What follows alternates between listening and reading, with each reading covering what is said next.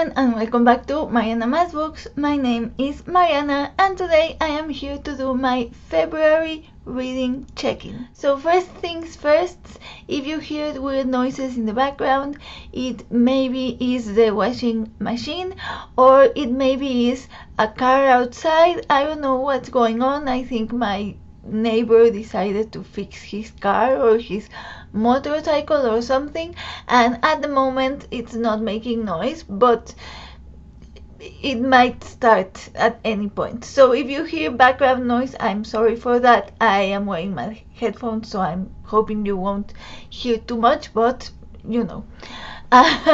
But with that out of the way, I'm going to start with my check-in. I am not sure about how many books I read in February, because I'm trying out this new thing where I'm not tracking every single book I read, but just the books that I want to track for some reason or another, or that are meaningful in some way, or for a particular reason. In this particular video, I'm not going to talk about my personal reading projects because I didn't make progress in any of them. What I want to talk to you about are three things. One is the Booktube Prize, which of course I can't go into detail about, but I'm going to be vague about it, but I do want to talk about it. Two is the other two are two body reads that I did throughout the month. So I'm going to start with the Booktube Prize because, as I said, I can't go into too much detail. See, there is my neighbor's car. I don't know if you can hear it. Anyway, I'm going to start by talking about the Booktube Prize because, as I said, I can't go into detail about it because we are not allowed to speak about what we think about the books that we are reading, so as not to influence other judges' opinions. Most people, what I see most people do is that they will talk about what books they are reading, but they won't say anything about how they're feeling about those books. But I much prefer the way Kazen is always doing. Her approach is that she talks vaguely about what she's thinking about the books, but she doesn't say which books she is reading. So I decided to follow her approach and do the same thing. And so I'm going to talk vaguely about what I felt about the books I read. So this month I finished 3 books for the Booktube Prize. One was an audiobook, one was an ebook, and the other one was a physical book. I loved all 3 of them, but one of them, the audiobook that I read, I am predicting is going to be in my list of favorites for this year. I know it's only February, but it was that good. Unless the other books really impress me, I am thinking that is going to be my number 1 book.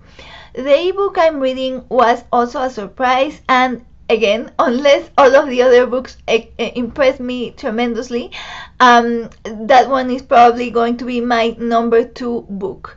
And that one is turning out to be quite a surprise because I went into it thinking it was going to be about one thing, and though it is about that thing, it's also about another thing. It also covers another topic, explores other themes that I'm really enjoying, and I'm really enjoying spending time with the characters in the book, which we know are real people because I am reading non-fiction books, but you know what I mean, the people in the book. I'm enjoying spending time with them, and that one has been very much a surprise. Had not the audiobook been so good, this one would probably be my number 1 so far. But the audiobook was really excellent, so I think this one will be my number 2 book. I know I have only read 3 books and I have 3 more to go, but based on the topics for the other 3, I don't think that they are going to top my first 2, which were, funnily enough, the first 2 that I read. The third one, which is a physical book, was very interesting and I learned a lot, and it was a topic I knew nothing about, but even though I enjoyed the reading experience, and it's one of those books where you get tons of fun facts, the writing wasn't anything special for me, like in these other two books that I'm mentioning, where it's not just the topic, but the way it's written, the way it's structured, the writing is very interesting to me. I really love when nonfiction is not just an account of facts, but there is a structure behind it. You can tell that the author is not just relating something like A to C and in order and that's it, but they do have a different structure and a different they gave it thought to the narrative, right? So just because it's non-fiction, it doesn't mean it can't have a narrative. And this third book does have a narrative, but it's a very linear narrative, and so it's not impressing me in the writing style, even though the topic is very interesting. One thing I can say about that one though, which if I was judging the books based on that, it would win by far, which is the paper is excellent. I swear I'm in love with the paper of that book. It's just such a good paper, such a good paper. When you turn the pages, it just feels, I love it. So if I was judging based on paper quality, that one would win. Well, obviously, because I mean the other ones I read in audiobook and in ebook. But if I don't know, if the others I had read physically, I don't know if they would have such excellent quality paper, because it's not regular book paper, but it's also not like coffee table book paper. Yeah, I'm geeking out about the paper quality, and I was going to start talking about GSM and everything, and yeah, and I don't think anyone cares about the GSM of the book of the paper of the book they're reading, but yeah, so that was my summary of the books I read for the Booktube Prize. When this round is over, I will do a wrap-up to tell you which books I read and go into further details. Then, another surprise of the month was one of the body reads that I did. And this one was a body read I did with my cousin. She's one of my younger cousins, and so we read a middle grade book together. It was a middle grade series that everyone really praises, and so I really wanted to read. And so I thought it would be fun to ask her if she wanted to read it with me, since she's middle grade age. It is the Nevermoor series. So last year we read the book number 1, and it was fun, but I didn't love it, and I actually wasn't sure if I wanted to continue on with the series. But my cousin did want to continue, and that's why we decided to go on with the series. The second book is called Wondersmith, The Calling of Morrigan Crow.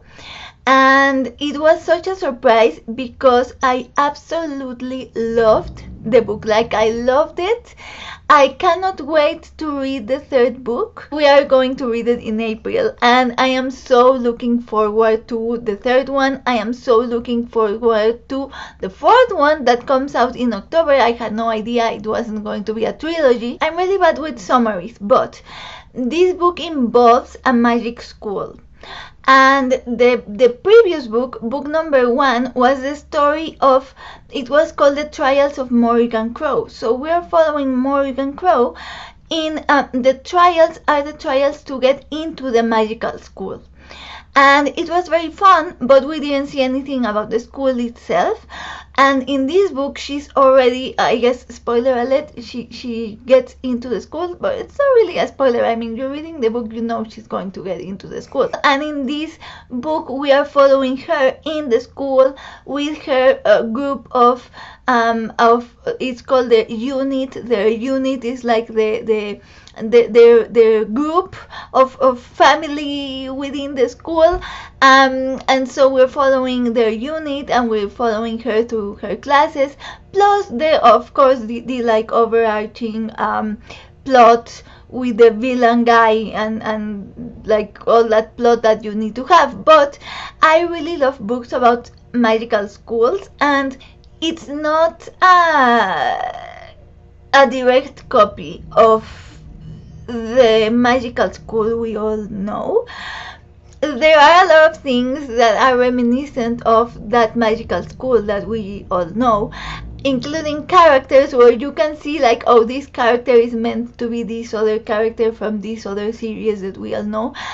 But it didn't bother me because I understand why the author does this. It was funny because I'm reading it through my adult eyes and I'm thinking, wow, this is really similar. Like, okay, it's following a very similar structure. But then I have my check-ins with my cousin, who is a huge fan of this other bigger series, and I was wondering how she was going to feel about this one because of all the similarities. I was thinking, me as an adult, if I read a book where I feel like the author took ideas from another book I love, I get very protective and I'm very judgmental, and I'm like, oh, they are copying this other book. So I was thinking this through my adult way of thinking, and I was so surprised because my cousin, she is loving the book precisely because it reminds her of her favorite book. I mean, not only because of that. The characters are characters in themselves, and there are things that are very original. It's not a direct copy, but the parts that are very similar, the things that the author borrows from this other series, don't bother my cousin at all. And it made me think of the way that we as adults think. And this kind of like, is it called gatekeeping? I don't know, that we do, where it's like, oh, you can't copy, you have to be original. And if you think about it, no one is really being original, you know? Like, even this magical school that I'm talking about, it still follows the hero's journey that every single novel in the world, be it fantasy, be it literary fiction or whatever, follows. And of course, yeah, like in different genres, different authors find different ways to tell their stories. But I was thinking each genre has its purpose, has its target audience, right? There was this tag I did recently, I don't know which one, where there was a question in the lines of, do you think that each book has a perfect reader? And I was talking about how every book has an intended reader. And this is clearly the case, where of course the author is writing for a middle grade audience, because it's a middle grade book. And I was actually very, very impressed in the sense of, she clearly knows what she's doing, she knows her audience, she knows what she's writing. And the fact that she is taking certain tropes doesn't make it any less of a book. Which leads me nicely to the next book that I'm going to talk about. But before I do, I just want to wrap up saying that please don't be deterred in reading this series, because I'm making it sound more of a copy than it is. It's not at all. It's just that there are certain tropes that are similar, but it is its own thing. And the conflict is very different. The characters are very different, the world is very different, the villain character is very different, and the purpose of the characters is very different, the narrative is very different. It is its own thing. It was just interesting to me, thinking about how my cousin would feel about these tropes that I felt were very similar to her all-time favorite series. And yeah, it just completely made me rethink about how we judge books, based on like, oh, the author should do this or shouldn't do this, and she's just like reading and enjoying. And yeah, anyway, I loved it. I gave it 5 stars. You will see one of the characters from this book. This is a prediction I'm making. You will see one of the characters from this book as my newest fictional crush in my freak out middle of the year whatever tag this year. That's a prediction. It's weird because it's a middle grade book, but it's one of the adult characters, so don't worry, I am crushing appropriately in one of the adult characters from the book. So yeah, and finally I'm going to talk about the other body read that I did, which was the books were the disappointment. The body read was very fun. It was a very fun experience. I body read the Chloe Sisters trilogy by Talia Hibbert with Elle from Elle Thinks, who I body read The Lord of the Rings with last year. So the experience of body reading was good. It was a fun experience in itself, but the books were a disappointment. And it was fun because they were a disappointment for both of us, so we both ranted during our check-ins. Guys, I think this is not focusing properly, so add an apology to the apology pile. I'm sorry for the background noise. I'm sorry for the not focusing. I'm sorry for the rambling. You know, just I'm sorry for everything. Let's keep going. Yeah, again, Brown Sisters trilogy. Get a life, Chloe Brown. Take a hint, Dani Brown, and act your age if bound. If you are a romance reader in any capacity, whether it be you read tons of romance, whether it be you read some romance, you already have heard about this series, because I think I can say it is the most hyped, the most beloved romance series from the past years. Talia Hibbert is one of the most beloved romance authors. I myself have praised Talia Hibbert books in the past in this channel before, and these books were all over the place. Everyone is reading it, including non-romance readers who want to try out the genre, who, because this series is so hyped, start with these books. They were such a disappointment.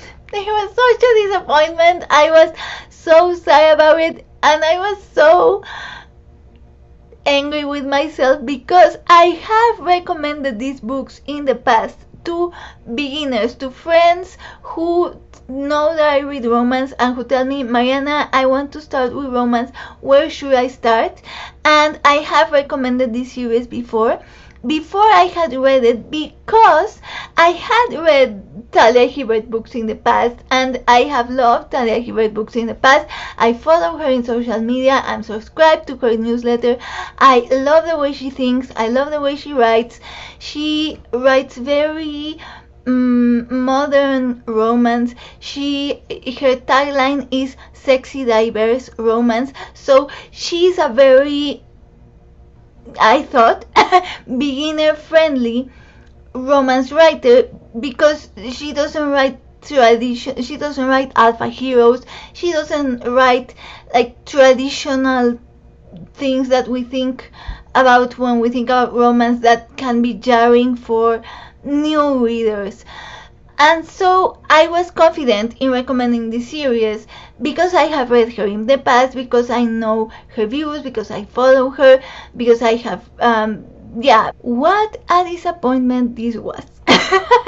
So before I start talking about the books, just to get it out of the way, if you are going to start reading romance and you want to start with Talia Hibbert, which again I think is a good beginner author to start with, I would definitely direct you to her Ravenswood series, which starts with a book called A Girl Like Her, A Girl Like That, something like that. I'm going to put the cover right next to me.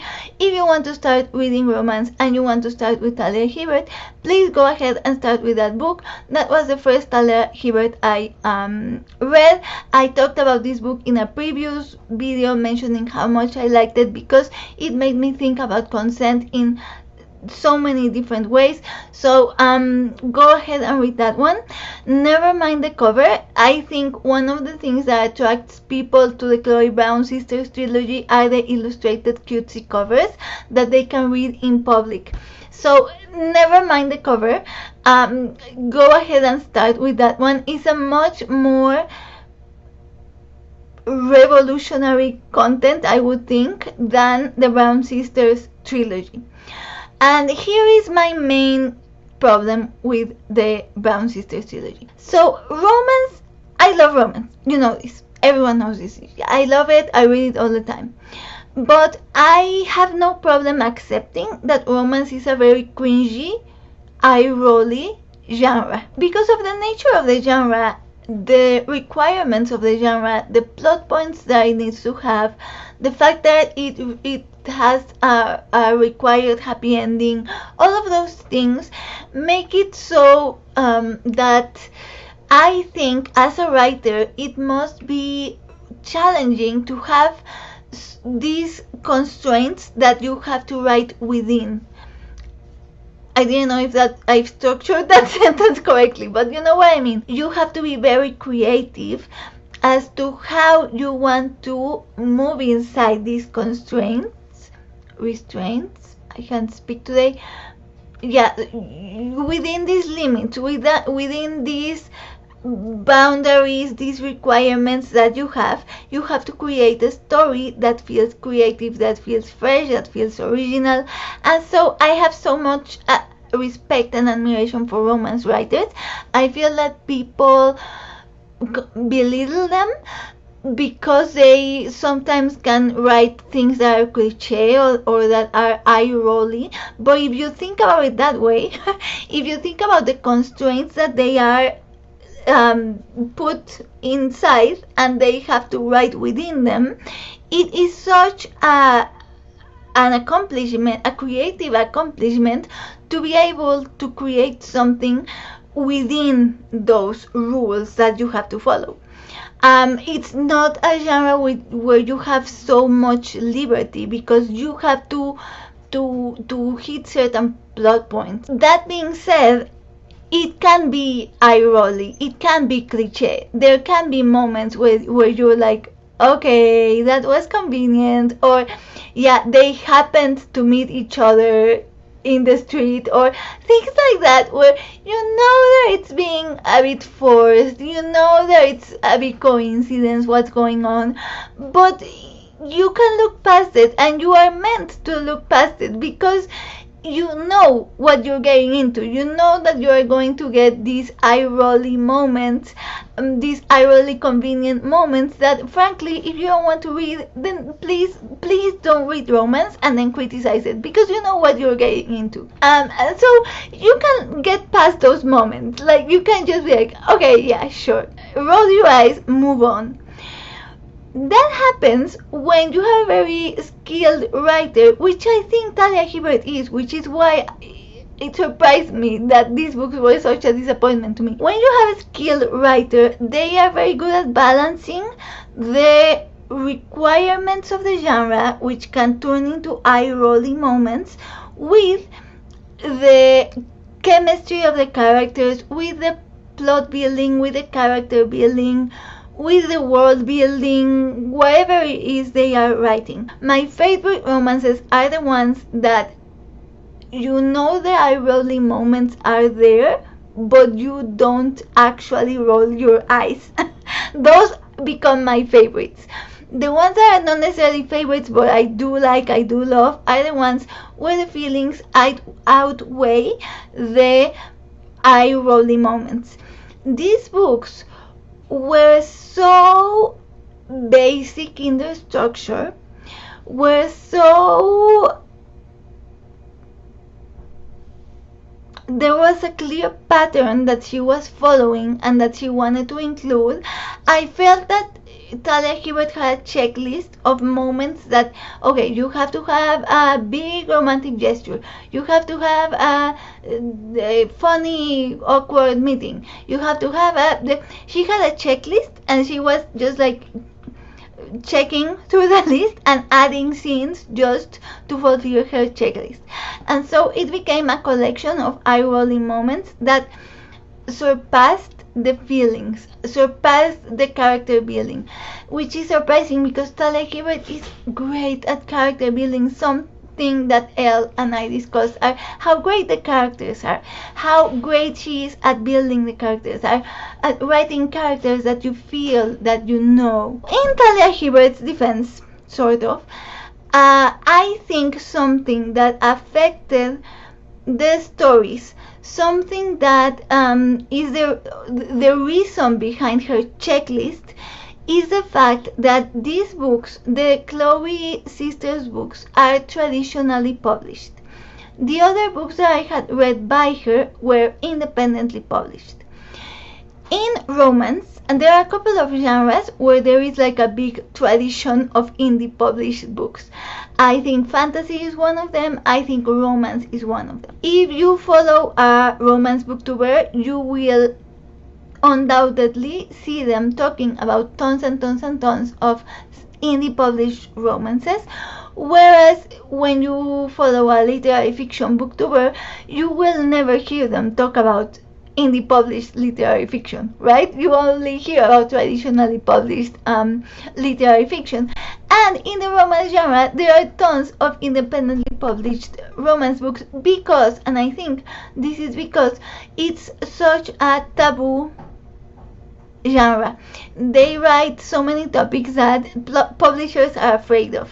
Not only the sex, but even the more feminist content, the content, the more diverse content, the more the explorations about consent, the explorations about non-patriarchal systems, which happen a ton in romance. They are hard to get published through traditional publishers. What I think is revolutionary about the Chloe sisters books is that they are traditionally published and they have all this feminist, diverse, non-patriarchal content that you don't see in traditionally published books. However, I think that the narrative of the books, the character building, the plot suffered in favor of that, because I think that they allowed her to publish her revolutionary, radical content, right? Like for publishers, it's like, oh my god, you're going to do all this. They are allowing her to write this, but then they are requiring her to hit a certain narrative that they feel is going to be a bestseller. So, I mean, this is my interpretation of the facts. Whereas when she is publishing independently, she can do whatever she wants. She doesn't have like the publisher saying, oh wait, you're not going to add a big romantic gesture, oh wait, you're not going to add this third act conflict, wait, no, but you're not going to add a bit of like a breakup, wait, what are you doing? Like, you need all those things like, for the book to be interesting, right? When she's publishing independently, she doesn't have a publisher behind her asking all of those things. I think these books, because they are traditionally published, she had a publisher asking her for things, and I would be interested to know how much of the things that happened plot-wise were things that she had to add after because of a requirement from the publisher. I think I would like to do a video for people who have never read romance and want to try out, not necessarily want to get into the genre, but just want to try out one romance to see what it's all about. I think I would like to make a video on for those people, like recommending not only books. I think it's hard to do like a beginner books recommendations video, more like a, so you want to try out romance, this is what you want to know beforehand. I don't know when I'm going to make it, honestly, because it's such a big deal for me, this topic, that I just thinking about it, it's like, okay, I don't know when I'm going to make this video, but I do want to make it. So in the meantime, what I'm going to tell you, what I'm going to encourage you to do, is go ahead and find indie romances with the tropes that sound interesting to you, the premises that sound interesting to you. If you are going to go ahead with Talia Hibbert, who, as I said, I think she is a good beginner recommendation, I would point you to her Ravenswood series. Book 1 is a girl like her, a girl like that. something like that. Again, cover is next to me. Go ahead and start with that one. If you like more speculative fiction type things, you could try Mating the Huntress, also by Talia Hibbert, also independently published. But yeah, so I think those are good places to start if you are going to get into romance. As I said, I do think I would like to make a video in the future, but I don't know when. So my advice for the moment would be seek out independently published romance, indie romances, self-published romance. It's a great way to get into the genre because it doesn't have the constraints of a publisher that is demanding things that are going to sell, right? Whew, okay, so that was my wrap up for February. Again, originally I thought that during my check-ins for the month I was going to tell you about my plans for the following month, but one, we are already in March, and two, I have been talking for 40 minutes, so yeah, you know, I'm not going to make this video even longer. I guess you'll have to wait for my March check-in to know what I read. I guess that would be it for the moment. I will see you in another bookish video soon, and in the meantime, I wish you happy reading.